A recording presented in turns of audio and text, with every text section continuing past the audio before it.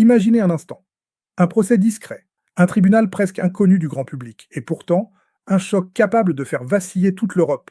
Aujourd'hui, la Banque centrale de Russie réclame 229 milliards de dollars. Pas à une entreprise privée, pas à l'Ukraine, mais à un pays membre de l'Union européenne, la Belgique. Pourquoi? Parce que sur le sol belge se trouve Euroclear, une institution financière absolument centrale mais invisible pour la majorité des citoyens. Si Euroclear tombe, ce n'est pas un simple scandale financier, c'est l'équivalent d'un blackout du système financier européen. Et ce qui rend cette affaire encore plus explosive, c'est que les États-Unis eux-mêmes ont averti l'Union européenne. Attention, ce dossier peut déclencher une catastrophe financière majeure. Alors, posons la question clairement. Sommes-nous face à un simple bras de fer juridique ou au détonateur d'une crise plus grave que celle de 2008? C'est ce que nous allons analyser, étape par étape. Revenons en arrière. En février 2022, après l'invasion de l'Ukraine par la Russie, l'Union européenne adopte une série de sanctions sans précédent.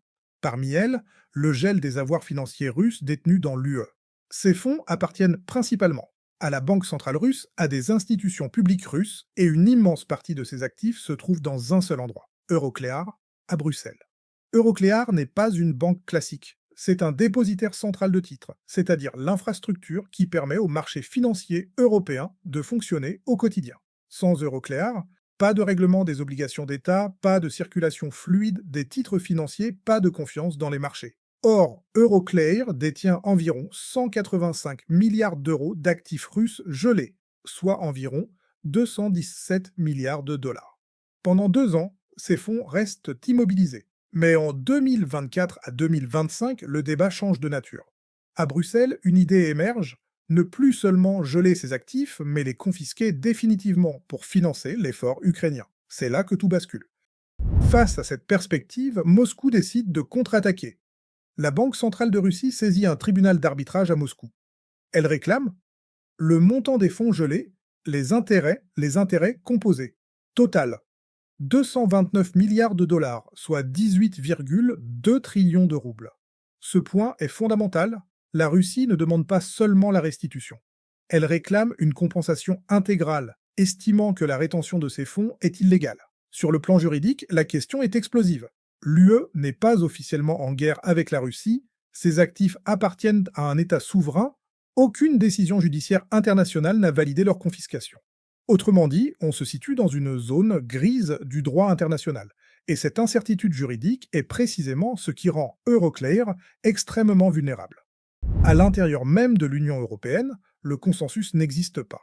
Le plus virulent opposant à cette confiscation est Viktor Orban, Premier ministre hongrois. Ses mots sont très forts, il parle d'une déclaration de guerre économique. Selon lui, la confiscation viole le droit européen, elle crée un précédent dangereux, elle expose l'Europe à des représailles massives. Orban insiste sur un point souvent ignoré. Jamais dans l'histoire moderne, l'UE n'a confisqué entre 200 et 300 milliards d'euros appartenant à un État souverain sans être officiellement en guerre. La Hongrie annonce clairement qu'elle ne coopérera pas. Et cette opposition révèle une réalité inquiétante. L'Union européenne avance sans unité sur un dossier potentiellement existentiel.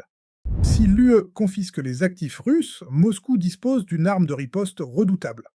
Selon les données européennes, les entreprises et investisseurs de l'UE détiennent environ 215,6 milliards de dollars d'investissements directs en Russie. Cela inclut des usines, des participations industrielles, des infrastructures, des actifs énergétiques. La Russie pourrait décider de nationaliser ces actifs, de les transférer à des acteurs locaux ou de les geler définitivement. Ce serait un choc colossal pour de nombreuses entreprises européennes déjà fragilisées par la crise énergétique, la désindustrialisation, la concurrence asiatique, et surtout, cela installerait une logique de guerre économique permanente, sans issue rapide. C'est ici que tout se joue. Euroclear dispose, fin 2024, d'environ 11 milliards d'euros de fonds propres, face à une demande de 229 milliards de dollars. Même en saisissant l'intégralité de son capital, Euroclear ne pourrait couvrir qu'une infime partie de la somme réclamée. Résultat, insolvabilité immédiate. Mais Euroclear n'est pas Lehman Brothers, ce n'est pas une banque isolée. Euroclear est le cœur du système de règlement livraison européen. Sa chute entraînerait un gel des transactions obligataires, une paralysie des marchés de dette publique, une perte de confiance massive. Des experts comparant ce scénario à une panne totale d'Internet dans le système financier. Et contrairement à 2008, où les États pouvaient encore sauver certaines banques, ici, le problème est structurel. Un élément crucial est souvent passé sous silence. Washington s'oppose à la confiscation des actifs russes. Selon le Premier ministre polonais Donald Tusk, les États-Unis estiment que cela radicaliserait Moscou. Cela fermerait toute voie diplomatique, cela fragiliserait la crédibilité des actifs occidentaux. Car demain, une question se poserait partout dans le monde. Nos réserves sont-elles vraiment en sécurité en Europe ou aux États-Unis? Ce doute pourrait accélérer la dédollarisation, la fuite des capitaux, la remise en cause du système financier occidental. Même en soutenant l'Ukraine, Washington privilégie la stabilité systémique. Il y a un aspect de cette affaire dont on parle très peu, et pourtant, il est absolument central. Ce n'est pas seulement une question de Russie, ce n'est pas seulement une question d'Ukraine, c'est une question de confiance mondiale dans le système financier européen. Aujourd'hui, des dizaines de pays, en Asie, en Afrique, au Moyen-Orient, en Amérique latine, placent une partie de leurs réserves en Europe. Ils utilisent des banques européennes, des infrastructures, comme Euroclear, des obligations libellées en euros. Pourquoi? Parce qu'ils pensent que leurs actifs y sont juridiquement protégés, même en cas de crise politique. Mais si l'Union européenne franchit une ligne rouge, en confisquant définitivement les réserves d'un État souverain sans cadre juridique international clair, alors une question simple se posera partout dans le monde. Et si demain nous sommes en désaccord avec Bruxelles, nos réserves sont-elles encore en sécurité? Cette question est dévastatrice, car la finance repose avant tout sur la confiance, pas sur la morale, ni même sur la politique. Si cette confiance est brisée, les conséquences seraient lentes mais profondes, retrait progressif des réserves étrangères, baisse de l'attractivité de l'euro, comme monnaie de réserve déplacement des flux financiers vers d'autres zones jugées plus neutres. Et ce mouvement ne serait pas brutal, il serait silencieux, progressif, mais irréversible. C'est exactement ce que redoutent certains responsables américains. Non pas une explosion immédiate, mais une érosion lente de la crédibilité financière occidentale.